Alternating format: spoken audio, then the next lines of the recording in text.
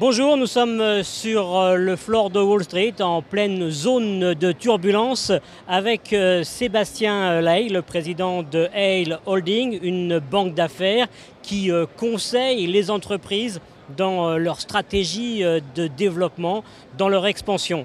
Sébastien, bonjour. Bonjour Pierre. Merci d'être avec nous. S&P a dégradé la note de la dette américaine. Cela a pris un peu les marchés de cours et la vraie question maintenant, c'est de savoir quel impact cela va avoir sur l'économie réelle, sur les entreprises. Est-ce qu'il y a déjà des conséquences que l'on peut voir ? Alors la première conséquence, à notre avis, c'est celle sur le marché des introductions en bourse. On sait que ce marché des introductions en bourse aux États-Unis, avant le début de cette crise, ou du moins de cette nouvelle étape de la crise, était bien parti. Si on compare avec 2010, en termes du nombre de transactions, on était à plus 15%. En termes de volume, on avait à peu près doublé les volumes. On avait certaines introductions en bourse dans le domaine de l'Internet social qui avaient vraiment attiré les investisseurs avec notamment Zillow, LinkedIn, Pandora. Et là, ce qu'on peut prévoir, c'est un ralentissement dans ce domaine. On a déjà un certain nombre d'opérations qui ont été annulées cette semaine. On a par exemple WageWorks, qui est une société de solutions de gestion des ressources humaines, qui a repoussé son introduction en bourse à la semaine prochaine, mais rien n'est sûr à l'heure actuelle. On a deux sociétés d'investissement immobilier, ce qu'on appelle aux États-Unis des REITs, des Real Estate Investment Trust, qui ont ajourné leur introduction en bourse sine die, ce qui veut dire qu'on n'a pas de date. Et on a également une grosse société d'assurance sud-africaine, Old Mutual, qui avait prévu de venir en bourse aux États-Unis et qui a annulé l'opération pour toute l'année 2011. Donc c'est important, et aussi en ce qui concerne les fusions-acquisitions, on avait un début d'année qui était plutôt pas trop mauvais. Est-ce qu'on voit déjà des opérations annulées, différées?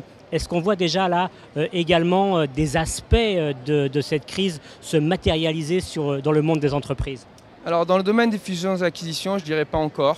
Il y a essentiellement deux mécanismes de transmission de cette crise, potentiellement au marché des fusions-acquisitions. Le premier, c'est le marché de la dette, du financement.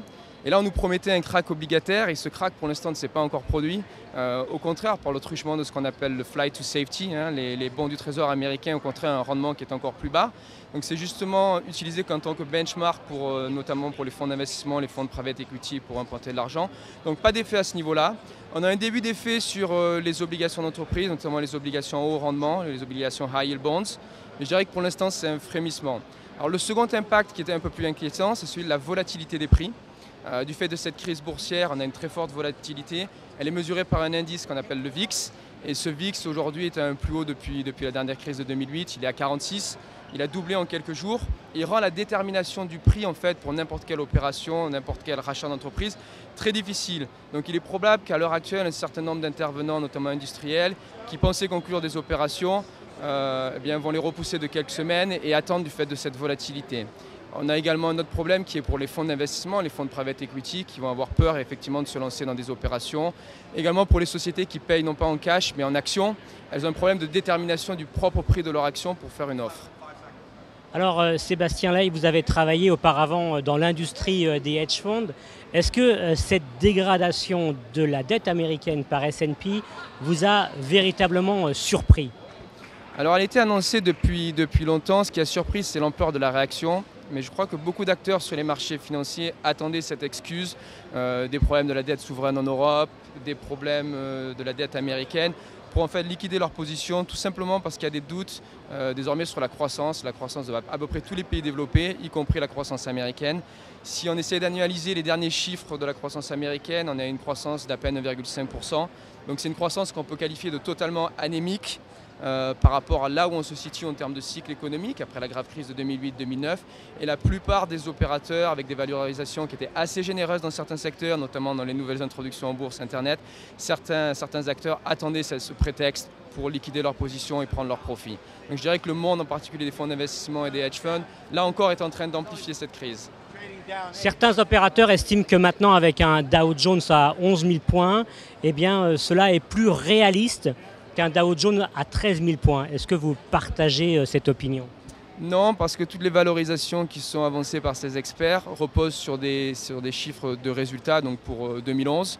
Et on est très clairement en termes de marge de profit, hein, un cycle très très haut, c'est-à-dire que les sociétés, après la crise de 2008-2009, ont bénéficié de gains de productivité du fait de licenciements. Ils ont restocké également tout ce qui est leur partie stock, ils ont reconstitué leur capacité productive. Et donc le potentiel pour augmenter ces marges est très limité, on est probablement à un plus haut historique. Et donc toutes ces questions de valorisation où les analystes avancent des price earning ratio ou des price to book, tout type de ratio, eh bien, ils utilisent en général des normes sur le dénominateur qui sont beaucoup trop élevées. Sébastien Lai, merci d'avoir répondu à nos questions. Merci Pierre.